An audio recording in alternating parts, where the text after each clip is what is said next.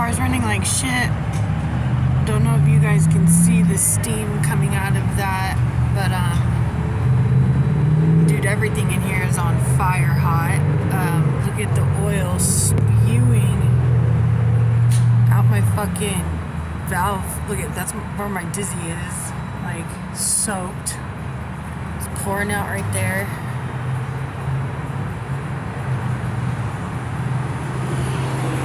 All right there. It's all over my fucking fuel rail, like a lot. My injectors, a lot. The car's like hot as fuck.